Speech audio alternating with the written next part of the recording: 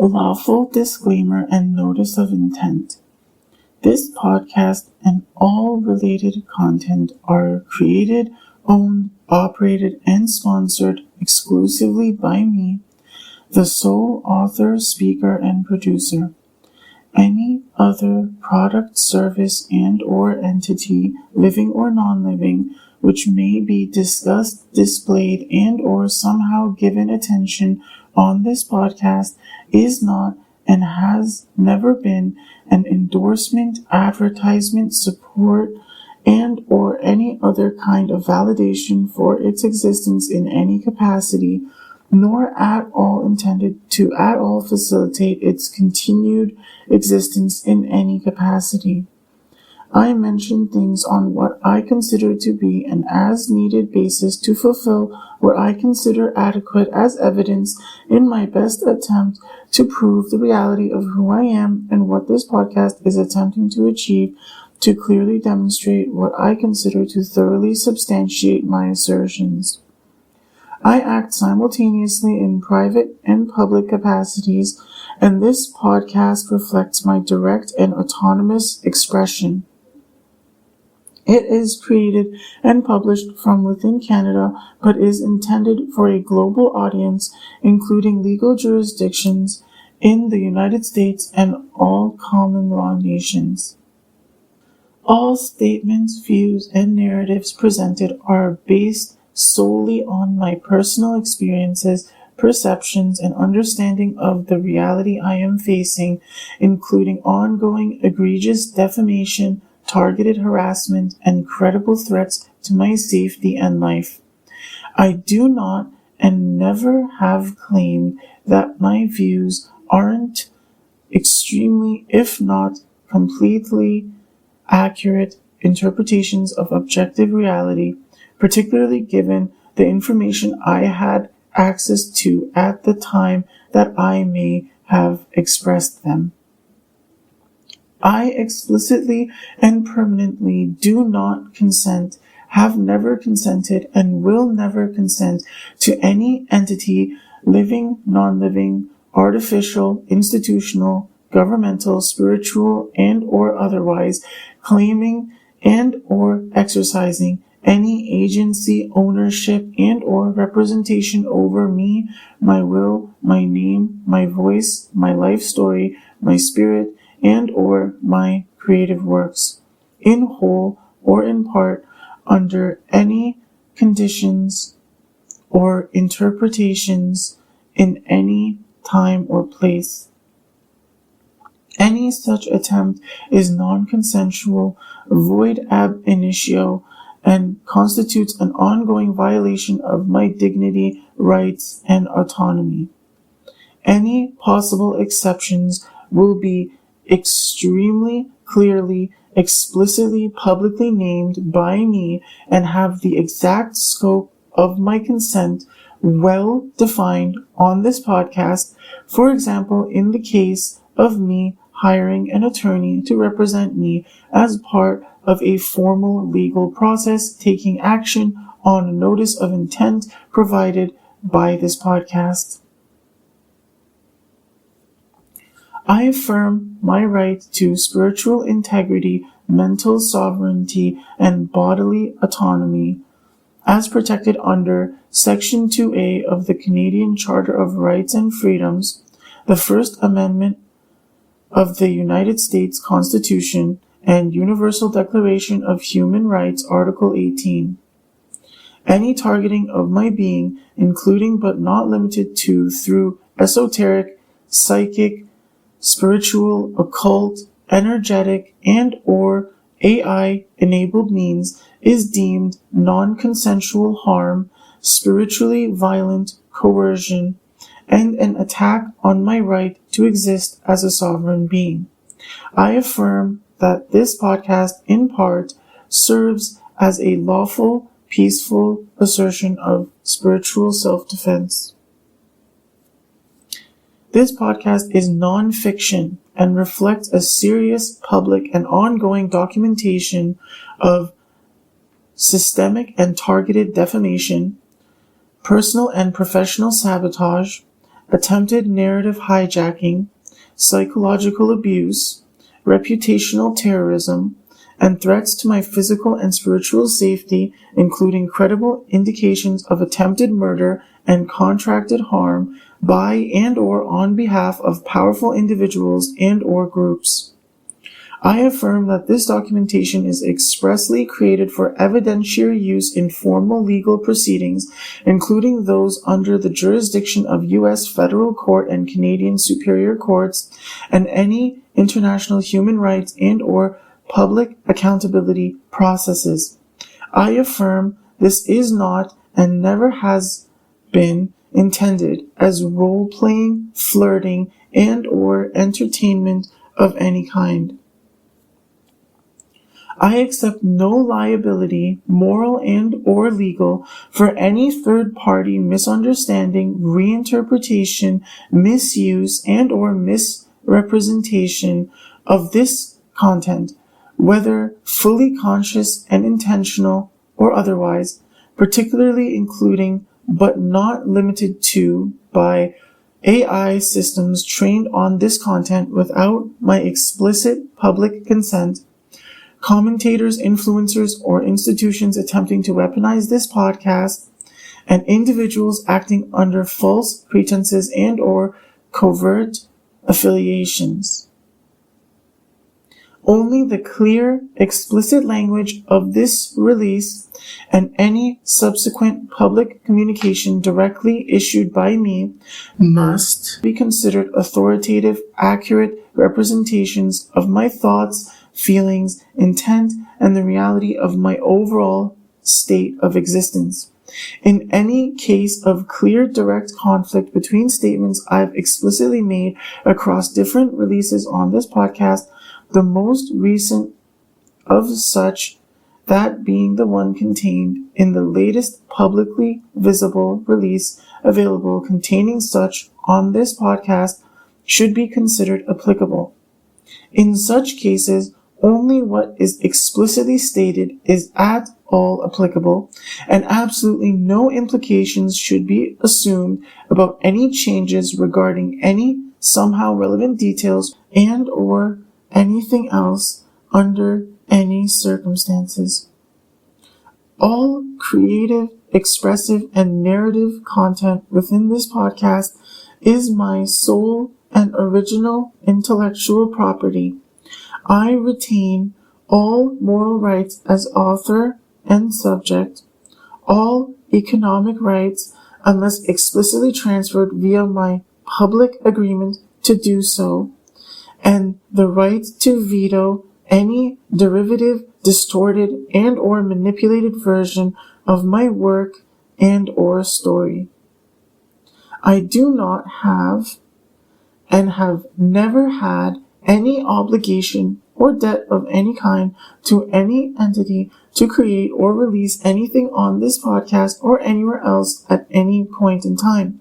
No other party, living or non-living, holds and or may claim credit, authorship, and or interpretation rights over my expression. I affirm that no valid, public, verifiable evidence exists to dispute these facts. This podcast is not and has never been intended as an endorsement of terrorism or violence in general. However, it should be especially carefully understood that various forms of not necessarily corresponding violence tend to be an inevitable consequence of extremely intense, meticulous, extensive, prolonged terrorism, and it's very much intentional for this podcast to demonstrate extremely clearly that my usual aversion to violence due to my typically gentle nature is not something that has boundless understanding, patience, empathy, or will persist more or less absolutely unconditionally for any reason. I've always wanted and done my very best to ensure it's extremely clear that at all creating, enabling, and or facilitating the perpetuation of narratives at all in contradiction with my official position that is objectively extremely clearly established on this podcast is not, never has been, and never will be what I've been trying to achieve with this podcast or in general in any of my efforts at any point in time. I do not and never have intentionally incited terrorism, including but not limited to violence, blackmail, and or coercion. I affirm my fundamental intent as peaceful, lawful, and self-defensive. However, targeted campaigns to stalk, defame, threaten, impoverish, silence, spiritually attack, and or physically harm me will be treated as conspiracies to commit grievous harm and or murder. This podcast is an affirmative public notice of my unambiguous non-consent and a lawful response to sustained systemic abuse. While my fundamental intent in communicating in general through any means is not and has never been malicious in nature, I affirm it can, will, and should exert malicious influence upon anything operating with malice towards me and or this podcast, especially more so the more demonstrably I'm proving that malice exists. And it should be understood that any situation where I continue not to extremely clearly receive any compensation or reward I'm willing to accept is effectively, absolutely, unconditionally an increase in the severity of that malice. I've created the entirety of this podcast under extremely harsh circumstances that I've always believed and asserted are entirely unjust for me to be left in, given the reality of who I am. Circumstances of my existence, including but not limited to my current housing status, financial vulnerability, and material limitations, do not and cannot invalidate my legal personhood, expressive rights, and or entitlement to protection under law.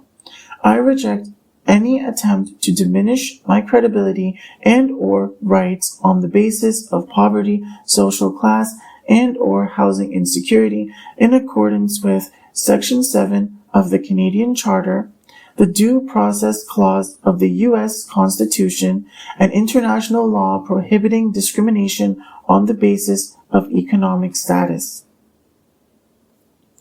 Despite the extent I've irrefutably exposed the truth surrounding a conflict that should have been so extremely obviously recognized as extremely serious to the point that my efforts on this podcast should have made a substantial difference in my life long ago, my life circumstances continue to not have meaningfully or clearly improved at all whatsoever.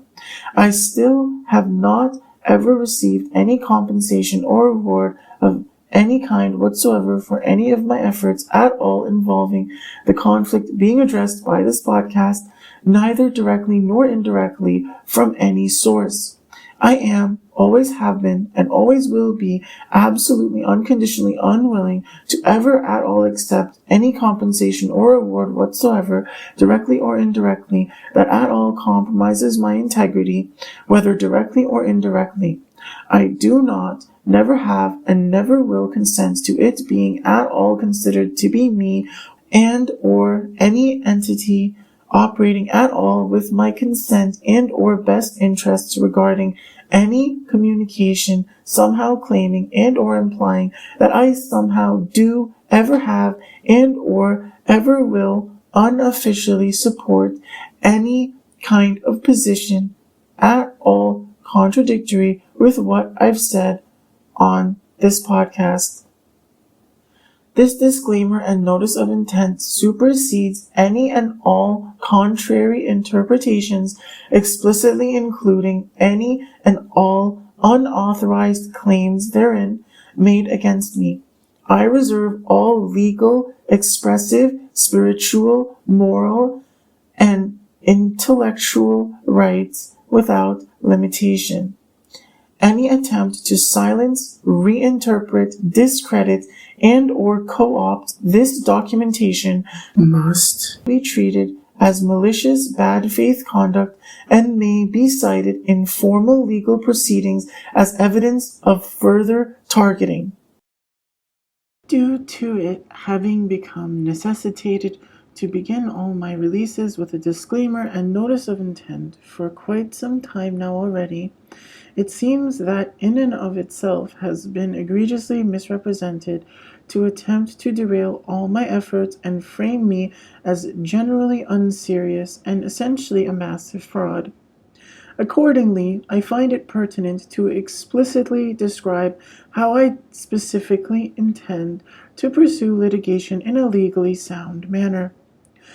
I'm also giving plenty adequately clear and evident guidance on exactly the kind of actions that certain individuals personally are capable of taking if they have any actually serious and sincere desire and intent to at all mitigate any potential litigation and consequences therein that they may face for their attitude and behavior towards me thus far.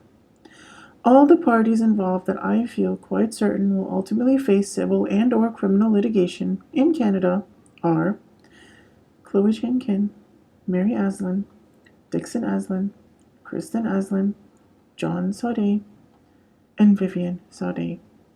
And in the United States, the Twitch streamers Angels Kimmy, I Gumdrop, Star Smitten, X Chocobars, Jessica, Lily Pichu, Arya Saki, and Slightly Poetic. This comprises only a small list of all those I suspect to be involved in malicious attitudes and behaviors towards my existence. However, I consider those above to be among those most egregiously involved in what has ultimately become a rather blatant conspiracy to murder me that I've already wrongly had to serve a 13.5-month jail sentence because of due to government corruption surrounding the handling of the case directly related to me clearly attempting to stand up for myself and defend myself from it in the past. Instead of actual justice, the conspiracy to murder me was simply enabled and facilitated even further by government officials of multiple kinds who also egregiously made an absolute mockery of my existence. Based on all the evidence I've provided on this podcast, the best approach is probably to start by filing for civil litigation against Kimmy and Jamie for intentional infliction of emotional distress, which I've already definitely proven beyond reasonable doubt with the content of all this podcast's existing public releases, which would open them up to discovery, which likely would reveal they've been involved directly in defamation of me behind the scenes, adding on to what I can legally pursue damages for. There's evidence to suggest that also very well could lead into evidence for conspiracy to murder me, as well as involvement in multiple other crimes committed against me by them and others. That discovery in general would also reveal why Celine and Janet have such a strange, heavy relevance to this whole thing that they ended up irrefutably proving to be part of a setup attempting to entrap me through Grand Theft Auto roleplaying. With all the mention both Kimmy and Jamie have done of Jessica, and how strange her behavior with Celine and Janet in recent times is, I imagine it's quite likely that Lily and Arya will end up with details of their involvement with Jamie becoming evident rather easily after so much else all the others have been involved in starts getting exposed. I've already been saying I've never consented to marrying Vivian and haven't ever even been near her in person since childhood, and there's no real evidence otherwise, so marriage fraud should be rather straightforward to press charges against her for. I imagine Mary and John can't really hide that they participated in supplying and managing the identifying documents enabling identity fraud with me that enabled the marriage fraud with Vivian and life insurance fraud with Dixon. Beyond what all that might end up revealing about Chloe's actions against me, the litigation against the Twitch streamers should provide further details during discovery that allows more accurate identification of exactly how to proceed in relation to Chloe. It should be noted that the egregious mistreatment and misrepresentation of me, that my gender identity is being egregiously exploited in order to enable and facilitate, entirely against my consent and entirely to my detriment, is criminal activity violating my rights according to Section 15 of the Canadian Charter. There are ongoing efforts to make an absolute mockery of my existence with unbelievable, extreme disrespect that completely falsely frames my authentic gender identity and expression therein on this podcast as some kind of disingenuous commercial endeavor that was ultimately intended to lead to, at least in part, doing Grand Theft Auto role-playing at some point. While there's in reality always been absolutely zero real evidence to at all substantiate any such beliefs, all while essentially completely discrediting everything I've been doing leading up to and including this podcast. I do not and have never considered such behavior being inflicted upon me to be at all lawful, nor at all consensual, nor have I ever at all been even attempting to give anyone the impression otherwise. I assert any attempts to portray otherwise as egregious defamation being inflicted upon me, which would be occurring fully consciously and intentionally entirely against my consent and to my detriment. I especially suspect Jamie and Chloe to be among those most egregiously misrepresenting me in relation to that. At the very root of this egregious mistreatment and misrepresentation of me is my connection with Kimmy, and what I've been left with no other even remotely sane option but to perceive as her extremely strange and demonstrably, unapologetically, exceedingly malicious attitude and behavior towards me that feels like it's intentionally intended to constantly cause as much chaos, confusion, emotional dysregulation, and torment in my life as at all possible, fully knowingly and intentionally entirely against my consent and entirely to my detriment. Due to the complex dynamic between Kimmy and Celine, and how I've had to navigate dealing with it, what would have been only two realistic possibilities for my lifetime romantic and sexual prospects has effectively now become four, whether anyone likes it or not. These are: 1. Me and Kimmy end up dating in person forever. I'm not sure if Celine's life has to be completely destroyed for that to happen or not. I don't particularly care, but I also never particularly wanted to destroy Celine's life to be with Kimmy either. If Celine's existence becomes seriously endangered and or she generally feels her life is destroyed if she allows it, meanwhile Kimmy is effectively absolutely unconditionally unwilling to treat that reality with the adequate care it requires, then it's absolutely necessary that Celine explicitly publicly make that irrefutably evident by unapologetically, publicly, officially, brutally canceling and destroying Kimmy's life by exposing her for utmost maliciously depriving Celine all these years of a loving, wonderful, intimate life partnership with me of the kind Celine has come to realize I've really been after having with Kimmy all along, because Kimmy made it irrefutably evident to Celine that she'd literally rather face lengthy prison time and or becoming deceased beyond capacity for resuscitation than be with me how she should. Otherwise, neither Celine nor anyone else has any place trying to deny me of being with Kimmy. 2. Me and Celine end up dating in person forever. I'm absolutely certain that Kimmy's life has to be completely destroyed for that to happen. It's far too egregious and personally unacceptable of a compromise of my integrity for me to ever accept a scenario where Kimmy has put me through everything she has and got me so invested in being with her and then tries to rob me of my soul by trying to force me into some exceptionally strange dynamic with Celine where neither of us really feel like we love each other but also still just like each other enough we'd want to tolerate each other too much to destroy each other, while Kimmy siphons both our energy eternally with a trauma bond. I also feel like ever even seriously entertaining the possibility that me being with Celine, without Celine destroying Kimmy's life first, is a real option, is a huge trap that would just result in Kimmy endlessly depleting my resources and ultimately leaving me in a position where I'm unable to ever escape Celine feeling and treating me as if I literally deserve to die for being some huge scumbag, because it's infinitely easier for Kimmy to lie to Celine and the rest of the world about who I really am than ever take any real accountability for how horribly she's actually treated me all this time, entirely against my consent and to my detriment. If Celine's going to have to dump Poe to be with me because of Kimmy's exceedingly unhinged attitude and behavior towards me, I'm going to have to make sure it's evident enough that neither me nor Celine were actually the problem. 3. I end up dating Kimmy and Celine in person at the same time forever. This is a pretty insane possibility, and I've never been particularly attempting to work towards it, nor particularly willing to embrace it.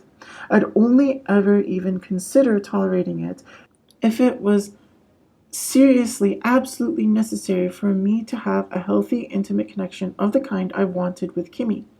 I really don't know why such a thing would be the case, but I suppose it's technically possible. If that really is how things are, then I'd definitely, infinitely rather accept embracing that life than the only real remaining option I'd ever actually see as an option. 4. I end up single forever and dying alone. This is a possibility, but perhaps not one that's extremely likely, since it absolutely necessarily requires that both Kimmy and Celine would literally rather end up with lengthy prison sentences and or deceased beyond capacity for resuscitation than ever actually show me the love and respect I want and deserve from them. In that case, especially after the absolute nightmare that Chloe has put me through, I'm absolutely certain that I absolutely unconditionally will never at all consensually entertain any romantic and or sexual relationship with anyone ever again. For Chloe to have done what she did, and then Kimmy and Celine to have been so egregiously criminally enabled and facilitated to make it so unbelievably nightmarishly worse on top, and for me to never have even actually gotten to do anything actually sexual in person with any of those women, despite the unbelievable suffering they've put me through, entirely against my consent and entirely to my detriment. I'm never going to be attracted to men, but women definitely traumatized me far too severely for even the most primal, intense sexual desires to compel me to live in ridiculously pathetic, eternal lusting for them. At that point, I sincerely believe anyone that would tell me I'm an incel or pathetic or whatever for making it my life's purpose to meticulously tear apart and ultimately absolutely eviscerate the lives of Chloe, Kimmy, and Celine pretty much at all costs should promptly kill themselves in real life as far as I'll ever be concerned. And I say that with absolutely no respect towards anyone attempting to push such unbelievably psychotic levels of self-destructive delusion onto me. In any of those scenarios, I'm pretty sure Jamie deserves to end up with a lengthy prison sentence and or dying an early death regardless. Jamie is most unquestionably guilty of having truly, absolutely unconditional, unrestrained, malicious intent towards me, fully consciously and intentionally, entirely against my consent and entirely to my detriment all along. Perhaps even more so than Chloe. At this point, unless the very near future is going to contain public and private behavior from both Kimmy and Celine that irrefutably reflects one of the first three possibilities as reality to me, then all those I've mentioned as litigation targets in this document must be immediately considered implicitly consenting to being subjected to litigation and facing the inevitable massive harm to their lives accordingly for their demonstrable, irrefutable, egregious, malicious intent inflicted upon me for the last roughly decade of my life. For the record, as things are, Celine has proven herself to be exceptionally murderously malicious towards me, at least as far as the evidence shows, as if she gets some extremely disgusting pleasure and satisfaction from seeing me absolutely tormented, terrorized, and ultimately abused, bullied, disrespected, and neglected to literal death in real life, even despite knowing I'm entirely undeserving and obviously undesiring of such. It's such an egregious abuse of her social standing that it should be shocking to anyone aware of this conflict that she's not already cancelled and widely recognized as a murderous psychopath, raging narcissist. And it's not like I wanted her to be like that, but it is what it is, and I don't owe her and or anyone else anything for me to stay quiet about how messed up it is. Her friend and basically boyfriend Poe explicitly directly emailed me to my personal Gmail address, and he basically told me to commit suicide. Here's a screenshot of it.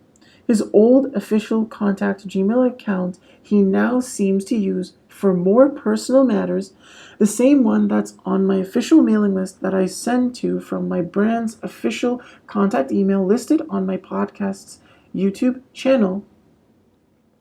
He sent me an email on June 18th, about 2 hours from the time I released my 58th release on this podcast. That's the first, and to this day only, actual direct communication I've received from any prominent, influential public figure in the last 7+ years, ever since Kimmy stopped replying to me in Discord DMs after revealing herself to be extremely narcissistic towards me, which prompted me to distance myself from her. I wasn't particularly expecting anything from Poe, and I don't know what compelled him to be quite abrasive and rudely tell me to shut up in general and especially stop emailing him, calling me a parasocial freak stalker that needs to get a job and a life. But he seems to be convinced that nobody cares about me or my delusions. Since I've called him out, he's refused to provide any clear explanation for his behavior to me in any capacity. Telling me to get a job and get a life and calling me a weird creature while knowing the second result on Google when you search my legal name is an absolutely criminal mockery of my existence that would make any potential employer not even consider hiring me and any potential friend or associate not even consider wanting to be my friend or associate with me in general. It's effectively nothing short of telling me to commit suicide under circumstances he already clearly demonstrated knowledge of being exceptionally distressing to the extent of already likely having caused most individuals to end their own lives were they ever subjected to it. Even recently publicly documenting the reckless disregard for the truth of this matter demonstrated by both Celine and Poe in public as they tried to shift blame onto each other and vaguely at their associates and others, still has not prompted any kind of actually meaningful or even remotely adequate communication with me on this matter from anyone, neither privately nor publicly.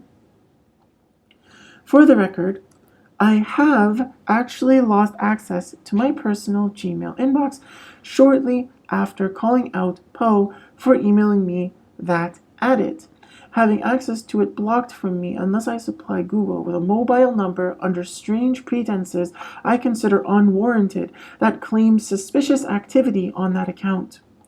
I called out a public figure with over 13,000 followers taking time out of their day to directly contact me to try to bully me into suicide, and Google randomly immediately locked me out of my personal Gmail account within less than 24 hours. I did absolutely nothing unusual on my account during that time. I never leave my devices unlocked, unsupervised. I never give access to my account to anyone else, and nobody else knows my password. At this time, especially considering past communication I've received from someone claiming to be a Google employee, intentionally abusing their credentials to sabotage me for their own selfish personal gain among Kimmy and her associates, I see reason to suspect one or more corrupt Google employees intentionally helping Kimmy and her associates with relentlessly sabotaging me through defamation and intentional infliction of emotional distress, along with conspiring to murder me. And I intend to ultimately also sue and possibly press criminal charges on any such individuals as well. Additionally, I continue to face demonstrable damage to my life as a result of the existence of the criminal impersonation account on the social media platform X, which goes by the handle @shatteredpasta on the platform.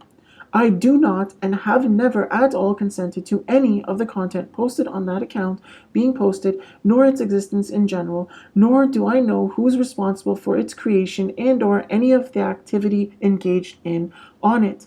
I intend to pursue subpoenaing the platform for personally identifying information on the account to pursue civil and likely also criminal litigation on those involved in its creation and activities therein, as well as ultimately having it permanently banned from the platform.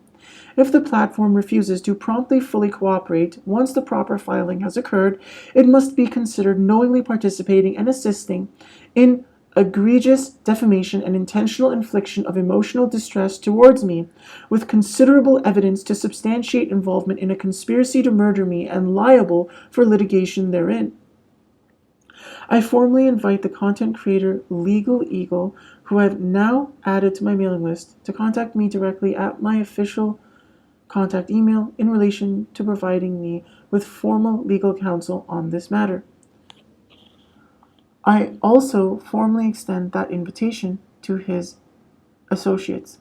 I'll give perhaps a few days for a response, but if I fail to receive one in the near future, I will start looking elsewhere and actually directly contacting various other attorneys with formal offers for compensation in exchange for serving as legal counsel for me in litigation actions against those I've notified of my intent to do so with this release. I've already formally given up on any meaningful hope that the content creator and attorney Legal Mindset has any meaningful and or genuine desire and or intent to ever actually support me in any meaningful capacity, but I never particularly expected anything different from him, and it was never going to deter me from defending myself and pursuing actual justice against all those who have wronged me, just as even Legal Eagle and his associates also choosing to adopt a similar attitude and behavior towards me would never achieve that effect. To any attorneys potentially reviewing this, I'm well aware of all the major points I need to consider in my approach. Things like checking for conflict of interest, as in prior relationships or business dealings with who I'm suing or their associates. Your experience dealing with cases involving charges and situations similar to what I'd be employing you because of. Your approach to ethics and how you'd handle pressure from external parties, especially since my enemies have substantial influence and resources and would likely try to bribe you and or exert pressure on you to give up on me and or betray me somehow else. And I'd be paying close attention to if you're hesitant or avoid giving clear answers, give me advice that seems to be in favor of cutting corners or engaging in questionable legal tactics or react defensively when I ask questions about things like your previous cases or personal connections. I'd cross-reference information I get with answers from different attorneys to be able to come to conclusions on things that AI can't really tell me, or merely studying law on my own would probably be way too slow to learn. Transparency in the fee structure is something I've had to make sure to be prepared to deal with, discussing and agreeing upon as well.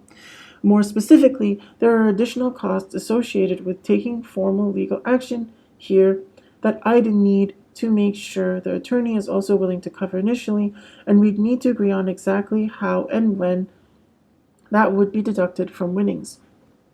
From what I've researched, apparently it can cost about $100 to $400 or more to officially file the initial paperwork.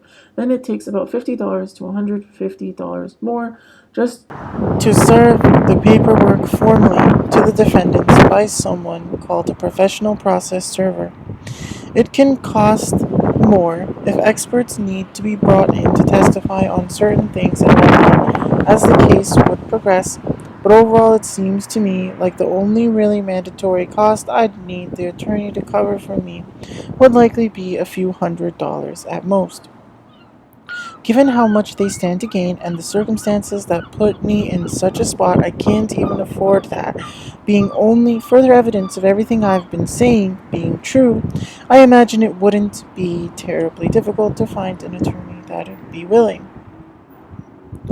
After I'd find someone I can form an agreement with, I'd make sure we have a formal contract outlining all the relevant details of our arrangement, including things like the agreed contingency fee, breakdown of litigation costs, and how they'd be deducted from winnings, process for repayment of costs, and the timeline and process for settlement, negotiations, and potential trial. Considering that I plan to continue to document things publicly and make releases on this podcast in general as I see appropriate, we'd have to discuss and come to some kind of understanding and agreement on the scope of attorney-client privilege. There might be certain more sensitive things I'd have to intentionally refrain from sharing publicly, although I really don't know how that's all going to play out yet. I don't have any inherent issue with sharing as much as reasonably possible and maintaining the ability to have a substantial level of public transparency for my own safety and peace of mind, if not for any other reasons, is a requirement I'll have.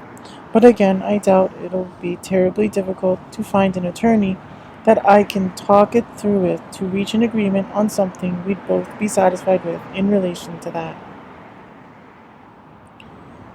After this, unless I start seeing actually serious and meaningful results related to this conflict in the very near future that involve direct communication with me to one of the official channels of communication with me by someone I actually want to hear from, I won't bother making another release on this podcast until, at the very least, I've started reaching out to several further attorneys to pursue litigation as I've described in accordance with the explicit directive of precedents.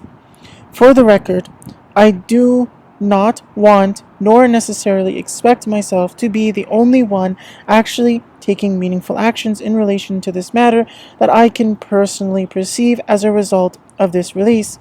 However, I have no intention to wait around for a prolonged period of time without seeing myself receiving meaningful direct communication to my official contact methods regarding this matter. I believe I've proven beyond reasonable doubt that this case has merit to take to a formal, physical courthouse, and I'm not trying to drag things on until potentially the statute of limitations expires for certain things.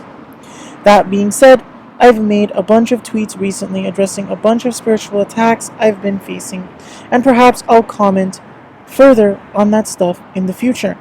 For now, I'll just address some parts from Kimmy's last stream. I have so much hair. Oh my gosh, it's like so much hair for the summer. I want to cut it all off. Oh my gosh. Send help. Why does Kimmy randomly suddenly feel like she has so much hair when it's a normal amount for her? And talking about wanting to cut it all off and even saying send help. Certainly doesn't seem like some random passing thought with no hidden meaning to me. And I certainly have a guess as to what it really means. I suspect it's based on egregious criminal activities being inflicted on me, largely by criminals I once called family or friends, and probably largely perpetuated beyond that by the Jamie, Lily, Arya trio. Kimmy talking about having so much hair and wanting to cut it all off and then saying send help, to me comes off like she feels forced to try to not only validate, but even force me into pursuing and or embracing having Chloe in my life at all ever again. It seems to me that Kimmy's getting blackmailed by Lily directly and or indirectly to push me away, and there's probably involvement from both Jamie and Arya in that somehow. I really like Kimmy's hair exactly how it is already there and don't want her to cut it at all, and certainly not to some short length like cut it all off certainly implies. If Kimmy wants me to show the Jamie, Lily, Arya trio that I don't feel any of them are protecting me at all by blocking me from communication with Kimmy, then I have no issue with showing that. I've never been particularly inclined to favor any of them, especially not over Kimmy. Even if I'm thinking the worst of Kimmy, I'd say those three seem nearly equally as horrible, if not even worse, when I imagine how much of everything was going on that they must have known about behind the scenes. I know I've said various harsh things towards Kimmy in the past that might now seem crazy with that perspective, but that was with the information I had at the time, and I still believe she deserved it if she would rather mess around with terrorizing me publicly and leaving me guessing privately than just privately communicate things to me clearly and not leave me having to assume the absolute worst in her. That's her fault, not mine. I'm also not saying any of this, nor planning my next release on my podcast, nor any of my other behavior moving forward in general around Kimmy simply expressing distress and wanting me to alleviate pressure from her. I believe she deserves even more pressure if she's going to continue neglecting me like she's been. She deserves so much pressure until either her life completely falls apart and becomes utterly destroyed beyond ever being able to be repaired, and she ends up brutally, publicly humiliated and cancelled beyond hope, like she's been acting like she's just eagerly awaiting for me to end up experiencing. Or she starts showing at least a semblance of sanity and decency, and decides to get the courage to actually directly contact me through one or more of my official contact methods and actually starts showing me meaningful respect and love and pursuing the intimate life partnership I've clearly always wanted with her. And yes, I love Jollibee. Although these days I've been trying to stay away from ultra processed foods. I've been growing up, you guys. I find it rather strange that Kimmy's associating growing up with trying to stay away from fast food, basically. I've never particularly been trying to influence her life to have that kind of effect. I mean, I myself would probably want to have fast food at least sometimes if I was actually being treated even remotely decently enough that I could afford it. And I obviously wouldn't have some ridiculous double standard where I can eat it and Kimmy can't or something. My idea of Kimmy growing up is literally just her not being so unbelievably unhinged and cruel, especially and particularly towards me. There are absolutely no other things I'd consider to fall under her growing up. If there are things about her that others consider immature, but that I like, I actually want her to continue to have those qualities, no matter who doesn't like it. And I've yet to be presented with any real evidence that anyone's actually in any position to stop me from doing that or force me to have to change my mind on that, nor have I ever been trying to challenge anyone on that, nor do I see any particular reason to be concerned anyone actually can or will or would ever succeed if they do try to. What I realize is that a lot of you guys are lurkers. A lot of people who came up to me at Anime Expo were lurkers. Like 90% of you guys are lurkers. I see you guys. I see you guys all lurking. Okay, I actually don't see you guys, but I think ASMR is a very lurkery thing to enjoy because a lot of people who enjoy ASMR are just relaxing and don't really want to type. So I love my lurkers. I see you guys. I appreciate you guys. I am also a lurker. I don't think I have ever typed in an ASMR stream before because I'm just enjoying the ASMR. So I don't want to type. So enjoy lurking. Love you guys. Appreciate you guys. For the record, I don't consent to anyone attempting to present me as silent in Kimmy's Twitch chat and or socials in general because of me enjoying the ASMR. I never have consented to such a thing, and absolutely nobody has any actually adequate reason to believe I ever will.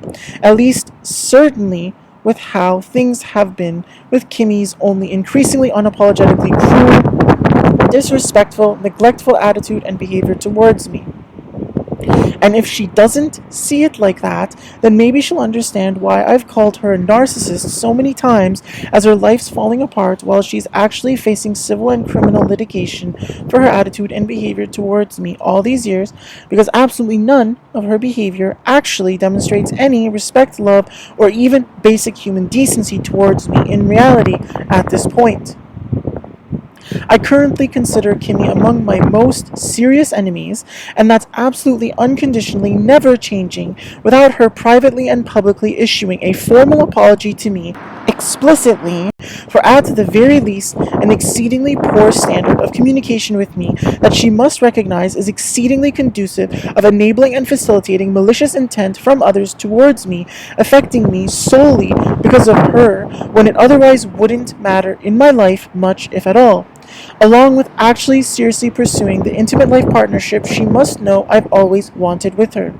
If she won't do those things, then any potential appreciation she's ever claiming to be giving anyone, I'm not seeing any of at all myself personally. Absolutely nothing. She's literally doing absolutely nothing that at all actually appeases me, forces me to shut up, changes my position, and or offers anyone any real leverage over me. And unless Celine absolutely destroys Kimmy's life for it publicly and gives me the relationship Kimmy won't, then neither is anyone else. So, my friend Jamie has been sick again, and last night she texted me at like 8:30, and she's like, "Hey, like, what's up?" And I told her, I'm like, "Oh my gosh, I'm trying to get ready for a stream, but I'm crashing out right now. I'm like spiraling tonight." And she's like, "Okay, no wonder." She's like, "I was waiting to put your stream on," and I'm like, "Oh, I didn't know you watched my ASMR streams." And she's like, "Yeah, I love putting your stream on my projector." And I'm like, "Wow, I have no idea, because I think a lot of people just lurk." So,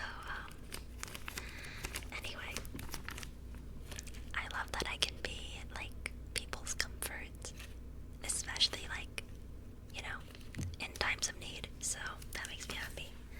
Anyway,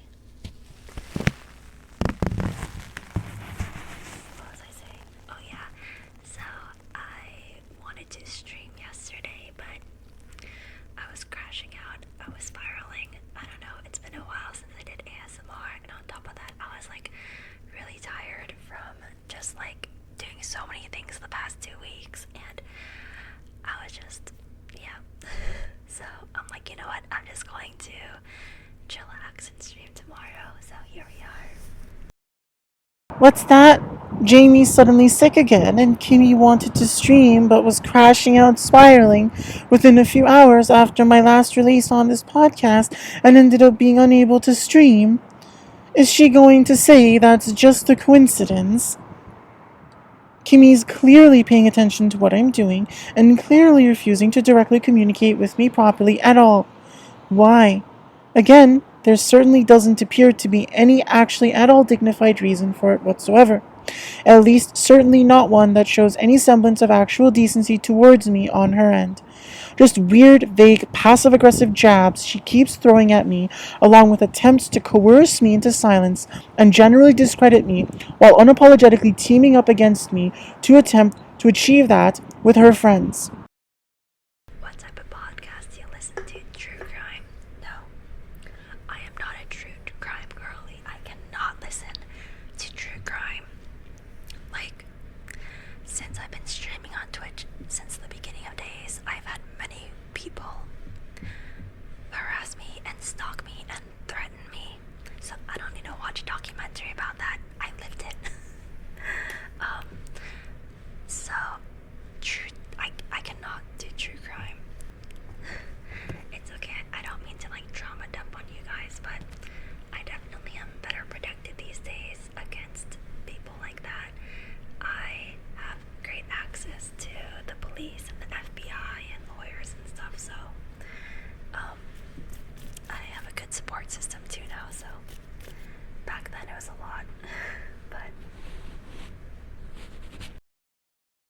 and what do you know? Yet again, more mention of Kimmy's access to police, the FBI, and lawyers. How is that supposed to look exactly if not like blatant, unapologetic criminal coercion from her towards me? Seems she's always ready to whip out bragging about how she's abused and exploited the corruption in the Canadian and United States government in order to weaponize them against me in her criminal entrapment of me that she participated in with Jamie and Chloe and likely several others.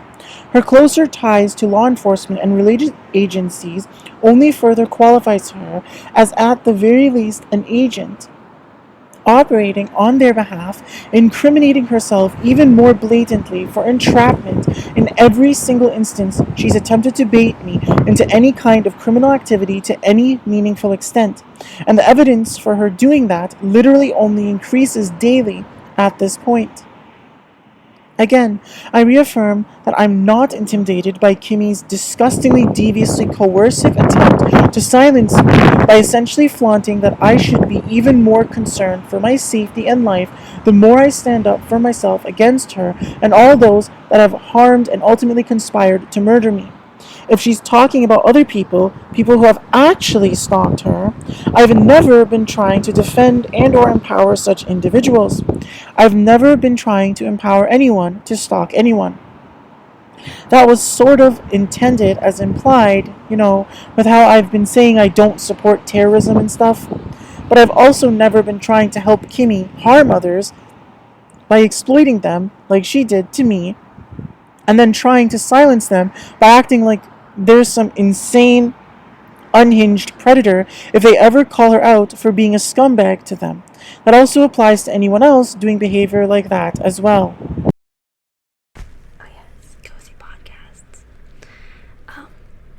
When I go to sleep, I don't want to actively be like thinking about anything. So I cannot watch anything that requires me to actually be paying attention.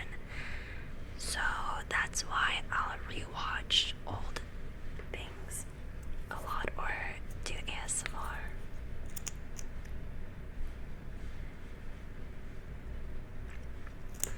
Because if my brain is like thinking about what I'm listening to, I can't go to sleep. So that's why even though like Jenna Marbles' podcasts are like 5 to 10 years old, or like 5 years old, like it still works to put me to sleep because it's just like background noise and it's just like good energy. Like Jenna Marbles just has good energy. And we see Kimmy put on lip gloss while talking about podcasts. I don't particularly care what podcasts or audiobooks or whatever Kimmy listens to, nor those she ever mentions. I've never depended on her as any kind of source of insight for what kind of book to read or audiobook or podcast to listen to either. Especially if she's listening to podcasts to put her to sleep, then I'd say it's a good thing she doesn't talk about listening to my podcast to fall asleep. I sure hope she's not goddamn falling asleep while having to witness how much of a nightmare her unbelievably egregious disrespect and neglect towards me has made my life and is still, to this day, leaving me in such immense suffering. I've already exposed the truth behind Kimmy wearing lip gloss and how it actually is supposed to communicate her feeling passionate and intense sexual desire towards me and desire to be sexually intimate with me, how I've been saying I want to be with her. I've never been trying to force her to use or not to use lip gloss, but the intent she's communicating with that behavior there is rather unquestionable, especially for someone who just explicitly talked about collaborating with the government to suppress and sabotage me through the same means I'm exposing her and others for lying about the real meanings and reasonings behind. It's basically her admitting that either she genuinely wants to rub her latex-clad body up against me for hours upon hours every day for eternity, or admitting that she's recognizing at the very least that I so extremely clearly deserve to experience that regardless of how she feels about it, and that she's doomed if she doesn't at least pretend to want and enjoy it for the rest of her life. Or unapologetically publicly flaunting how wanting and deserving of immediately being arrested and ultimately serving a lengthy prison sentence and or ending up deceased beyond capacity for resuscitation she really is. I honestly don't know which it is, but I honestly also don't really have to care at this point. It's clearly been intentionally left so extremely viciously unclear to me in order to enable and facilitate endless terrorism of my life by all those who have been selfishly gaining at my expense against my consent from all my suffering all this time, to make me seem unhinged and evil no matter what I do. I really feel like all that really matters to me anymore is if Kimmy's actually going to treat me with the love and respect I deserve from her or not. I'm really not joking. If she's ever going to at all behave like she's just pretending to enjoy it after actually experiencing it in a manner where I personally would say she started fulfilling my ultimate fantasies with her, then we'd have a serious problem. But without her ever having done it, without her ever even really feeling certain it's what I've really wanted all this time, without her ever really having any solid confidence I actually care about her and she needs to actually care about me, it's a lot harder for me to really judge what the exact context of her reluctance towards it is really about after everything I've seen and heard at this point. Also, I seriously want it to be extremely clear that I was seriously never trying to torment Celine when I've said things like that. I'm seriously just being authentically myself and expressing my sincere desires. If the dynamics at play behind the scenes are actually so crazy that it's seriously absolutely necessary for me to let Celine rub her latex clad body up against me extensively as well, in order for Kimmy to feel comfortable with the dynamic between us, I wouldn't refuse sexual intimacy with Celine just to spite her or something like that. I've just always wanted it to be extremely clear that I'm not trying to allow anyone to sabotage my connection with Kimmy, no matter how attractive they are. It's quite a delicate dynamic, it seems, but it's really starting to feel like I have to make it a point not to let Kimmy sabotage whatever connection I do have with Celine either. Before, I was so focused on all the attempts to sabotage my connection with Kimmy that I was so paranoid about everyone else that I never even seriously considered the possibility that Celine actually likes me. Maybe she can even relate to that feeling somehow too in how she felt towards me. I don't know. I might just be overthinking or something, but I've been feeling this really strange feeling lately, like Celine actually has romantic and sexual desires towards me that she's increasingly craving indulging in. I wouldn't say it's an unpleasant feeling. And that also leads me to imagine Celine probably finds it quite frustrating then that she doesn't have anything she can really do to clearly show sexual desire towards me somehow, like how Kimmy can put on lip gloss at certain points. It's clearly intended to communicate something deeper to me. The situation is just too complicated for me to even consider attempting to present Celine with the ability to have such a thing, but I also don't feel it's necessary anyways. If she really likes me that much, at the very least, she should just directly contact me privately and just admit it. Otherwise, I'm entirely uninterested in just repeating similar kinds of toxic cycles Kimmy's already made my life a nightmare for far too long perpetuating. There's nothing Celine could ever do at this point to convince me she wouldn't be looking for an opportunity to have such a thing just to exploit it like Kimmy did.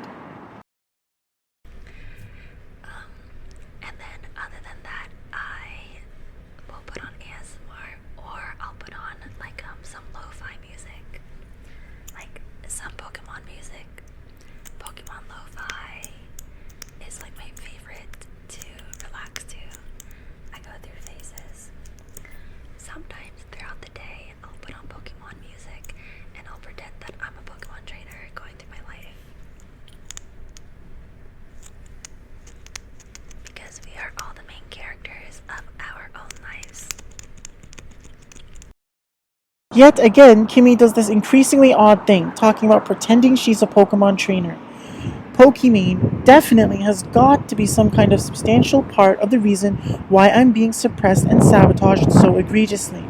I don't know if Kimmy making that statement is some kind of admittance of guilt from Kimmy that she's been low-key attacking her and then trying to destiny swap and blame me for it to get attention for herself, but she's definitely going to have to own up to it and make sure she understands very well the reality of the matter, or I'll just ultimately seriously pursue litigation against both of them among all those I'll be pursuing it against. For now, I still don't really know exactly what's going on there, which is why I'm not considering Pokimane among those that are more immediately viable litigation targets. Can you share this Kimmy lore of how you and Jamie met? Yeah, so Jamie was like the cutest girl like that I've ever seen 10 years ago, and she had like 50 followers on Twitter. And I was like, oh my god, I have to be her friend. So I followed her on Twitter, and then we added each other on Skype, and then I started messaging her every single day to play Minecraft with me. And she was like from New York, so Jamie was like, what does this girl want from me? But I was like from the suburbs, and I'm like, no, I just want to play Minecraft. So I literally would message her exactly like this, with that face, equal sign, bracket, every single day. I'd be like, hi Jamie, hi Jamie, hi Jamie, hi Jamie, hi Jamie. And that was like 10 years ago. And then eventually throughout the years, she's like, wait, I think this girl like just wants a friend. And then we became friends.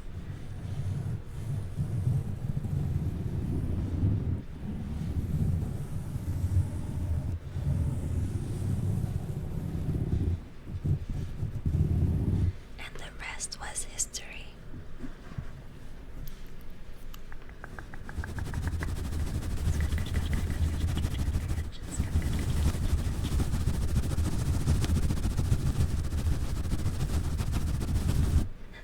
That's crazy. When I did that, I got a restraining order.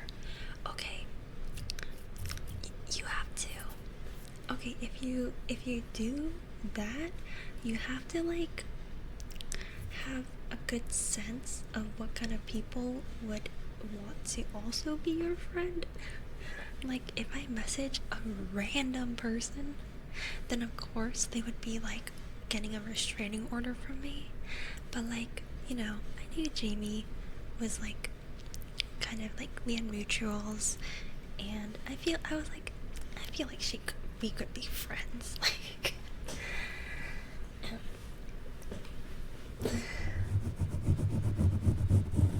but yeah, definitely do not go messaging random ass people like that. This isn't the first time, even ever since I started this podcast, that Kimmy's talking about Jamie being some super cute girl to her. Now Kimmy's saying Jamie was the cutest girl Kimmy's ever seen 10 years ago? I don't know, man. I mean, girls do talk like that sometimes, and it's actually not some really creepy thing most of the time, probably, I guess. But it sort of gives me creepy vibes how Kimmy said that there. As for me personally, Jamie was never the cutest girl I've ever seen. Not 10 years ago, not before that, not after that. Just never. I don't know or particularly care for saying anyone's the cutest girl I've ever seen.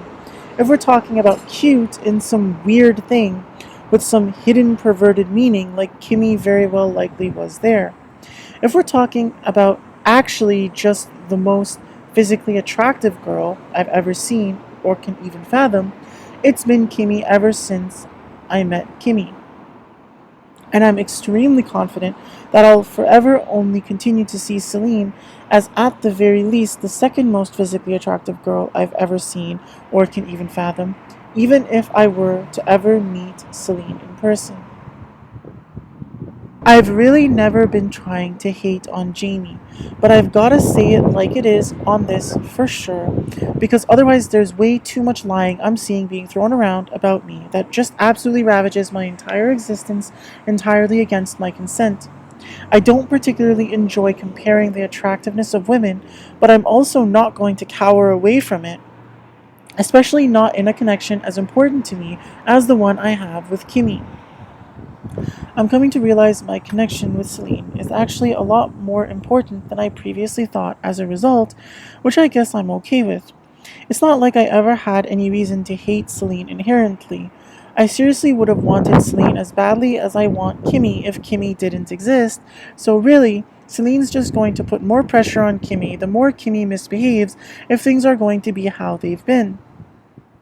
It seems Jamie's been the one secretly sabotaging things the most behind the scenes and staying hidden because she wanted me obsessing over Kimmy and Celine too much to ever find out, and I previously thought it was Celine doing what it appears Jamie was really doing. I'd like to formally apologize to Celine for misreading that energy in the past, but only if Celine's actually going to demonstrate actually feeling apologetic towards me about how she's treated me too. Even if Kimmy's trying to say she has some kind of serious romantic and or sexual connection with Jamie, that's going to have to change very quickly, or they're both deserving of lengthy prison sentences and or death, at least as far as I'll ever be concerned. I'm not going to mess around with saying it nicely or trying to seem considerate. They must have based such a relationship on unbelievably egregious disrespect and inconsideration towards me, so they don't deserve any consideration from me towards their relationship as such, as far as I'll ever be concerned. I'm not a coward, a pushover, nor a fraud at all, and I'm not going to become one for their goddamn convenience.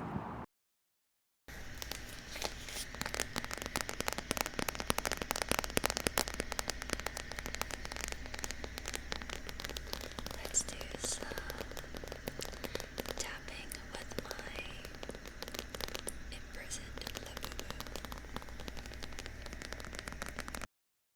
Alright, so I don't know the details, but that whole Lububu thing definitely has something to do with the egregious criminal things Kimmy's been involved in inflicting on me all these years.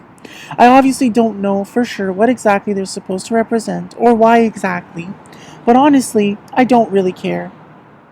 Kimmy is clearly extremely fake and volatile in the image she portrays with her brand, and probably even her general mental state in real life, even. So, whoever she's trying to say that's her favorite, who probably isn't me, if she's even at all feeling honest to herself about it, it's clearly only because that's how her life is right now, and it's most convenient and easy for her. If she's trying to do what realistically becomes some kind of extremely devious, passive aggressive, attempted shaming, guilt tripping, and coercive control, where Kimmy's trying to eternally hold it over my head that she criminally entrapped me into releasing what the courts called a manifesto shortly before the COVID-19 pandemic started, it's not only quite petty and pathetic, but she's now just effectively forced me to publicly shame and humiliate her extremely viciously, despite the fact that I've never really wanted to do that.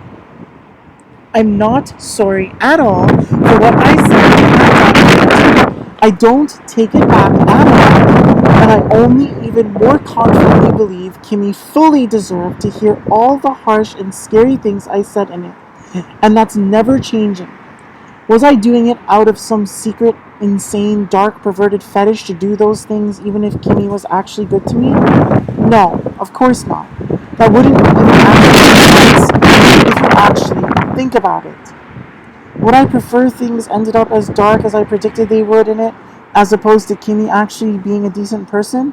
No, that should also be obvious. It was clearly intended to show how sincere I always was in my good intentions and mirror Kimmy's and others' absolutely horrific, entirely undeserved bad intentions towards me back to them to force them to sober up to reality, if there was even any real possibility of that ever happening within any realistic circumstances.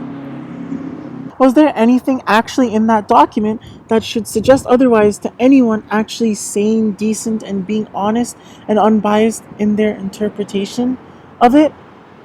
I seriously don't believe so, and some clearly biased and corruption driven verdict I was effectively criminally coerced under duress to accept doesn't suddenly change the reality of the matter. There was clearly a miscarriage of justice that occurred there. So even though I haven't formally appealed the ruling, and it's years later, I still technically have grounds to try going through a specialized process to appeal it if I really wanted. I just don't see it as a priority in my life currently, but even still, I imagine most likely at least some of what I release on this podcast would ultimately get used in a potential appeal for it in the future. Again, if Kimmy hadn't been intentionally hiding all kinds of things from me while intentionally trying to provoke me into emotional dysregulation constantly for years and trying to make a complete mockery of my existence, I never would have felt any need to say any of the darker or scarier things in that document that the courts so extremely grossly negligently refused to put into even remotely adequate context. I feel absolutely no guilt, shame, and or remorse for any of it. I really don't. And again, if Kimmy got herself into some shady deal with Jamie where she had to hide things from me and help Jamie try to absolutely ravage my life, that was Kimmy's choice, and she's the one that needs to take responsibility for making it, not me. Kimmy and everyone else that's done what they did to me, that led to me saying any of those things, actually deserves to hear much worse as far as I'm concerned. And not only hear it, but experience it. Especially with how Kimmy's to this day acting towards me. I just wouldn't say those really dark things so explicitly in public anymore now that I've already made my point the first time. Now, I'd just actually make it come to reality if I still don't get treated actually decently with the respect I deserve from the world. And I most certainly am not getting the respect I deserve from the world currently, for the record. Not even remotely close. Even if I try to interpret it in the warmest and most well-intentioned manner, it's still at best strange and unnecessary. I've never felt forced to have a latex fetish. I've never wanted Kimmy to feel like my latex fetish, and indulging in it with me is any kind of punishment for either of us. But I wouldn't stop having a latex fetish, nor stop desiring for Kimmy to indulge it, even if she felt otherwise. I most certainly am not lying about having a latex fetish, nor have I ever been at all exaggerating my desire to have sexual intimacy in person with Kimmy involving her wearing classy latex clothing. And absolutely nobody has ever had any even remotely adequate reason to believe otherwise in relation to any of those things either. But I'm not going to pretend like it makes any real sense to believe Kimmy was doing it with good intentions, given how she utterly refuses to ever at all behave meaningfully, as if otherwise, from the absolute worst possible interpretation of her behavior is the case. It only makes sense to assume that it was clearly done with the utmost worst of intentions that try to endlessly perpetuate the same terrorism over my life that she participated in that ever led to that document being released how it was in the first place. The reality is that the courts egregiously misrepresented me in the disclosure of the case, literally defaming me by claiming I copied most of it from the internet when literally nothing present in that document was available anywhere else on the internet besides parts of it available exclusively on my own website I had running at the time. There was absolutely no actual evidence presented to substantiate the assertion that I copied any of it from the internet, yet I was portrayed in the most absolutely horrid, bad faith manner as if I was some unhinged maniac that just stole a bunch of deep and meaningful rhetoric from others from the internet for literally hundreds of pages worth of content, and then decided to throw in a couple pages of unhinged seeming threatening stuff that was framed as essentially the only real demonstration of my personality and the only thing I actually wrote in the whole thing.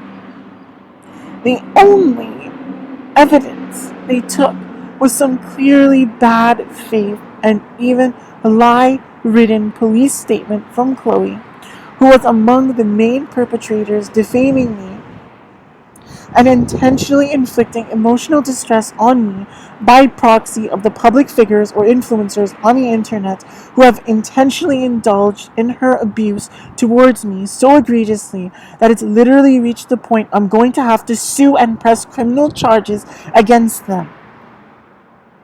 It seems to me like what's been happening is all those that endeavor to criminally entrap me, to try to steal credit for my efforts, and then attempt to criminally coerce me with illegal weaponization of law enforcement to silence me from standing up for myself, are attempting to endlessly suppress and sabotage me by egregiously defaming me endlessly and lying that they deserve credit for what I in reality entirely myself created.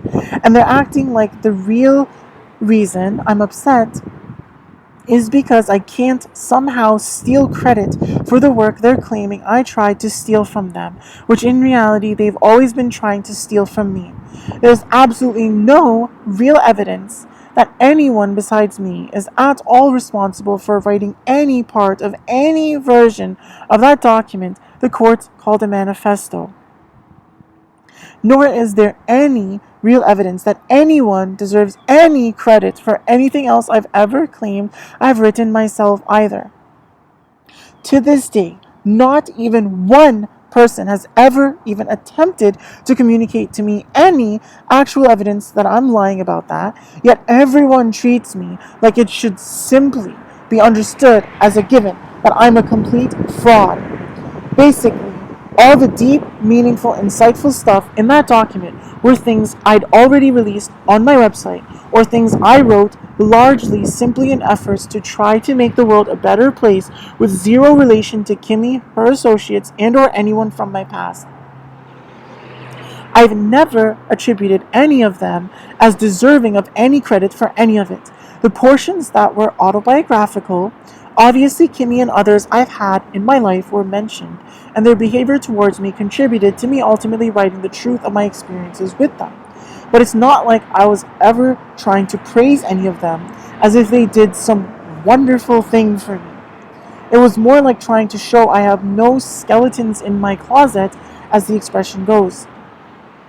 The portion with honorable mentions was basically just people I thought seemed alright, but none of them actually helped me with writing any of the document either. And the hits portion contained those that were actively ongoingly contributing to the perpetual terrorism of my life, and in multiple cases either planning and or already having done serious crimes committed against me.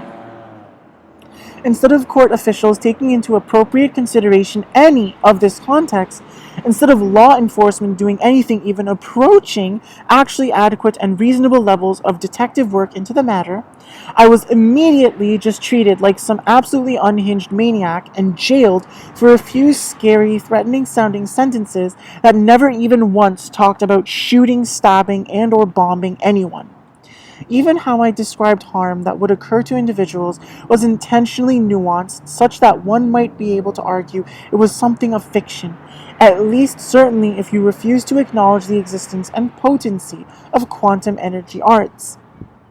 You know, like the overwhelming majority of the world population does, clearly including the kinds of attorneys, prosecutors, and judges that dealt with the case, who still proceeded with it despite my warnings and despite even a psychological evaluation. But I wasn't ever writing fiction, so I never tolerated pretending to law enforcement as if I was, because I'm not a coward nor a fraud, and I've proven it time after time. Everyone in chat, I know you guys are relaxing, but I need you guys to muster up the energy to type your favorite streamer in chat for me to read.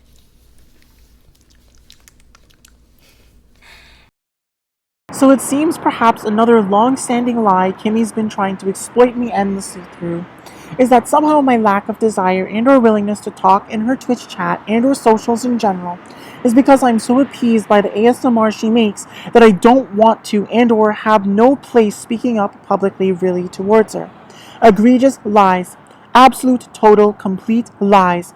The reality is simply that creating accounts constantly to type one or two messages raging at her before getting banned is exceedingly pathetic and only validates her and others' false narratives about me, trying to paint me as a massive fraud and massive loser. And I'm not a fraud about how bad of terms I'm really on with her for me to feel some compulsion to say anything not extremely mean towards her in her Twitch chat and or socials at this point if I were to say anything at all there. Her community on every platform is a heavily censored and biased environment that she runs like a cult where I'd get banned instantly if I said anything actually authentic and try to hold her accountable pretty much no matter how I said it. And the same goes for all her associates. That is the real reason why I don't post on her and or any of her associates' socials or talk in any of their stream chats because I'm unwilling to deal with that censorship, soul stealing garbage they're trying to force on me with the weaponization of the government and divination abuse that Kimmy's been knowingly perpetuating against me. I already have seen how being authentic in the face of Kimmy's tyrannical narcissistic abuse left me in the past. Banned from all her stuff, and with her being empowered by all the cuck losers in her community and all her hateful friends and mods to attack me even more than they probably already were behind the scenes up to that point. I don't have a favorite streamer.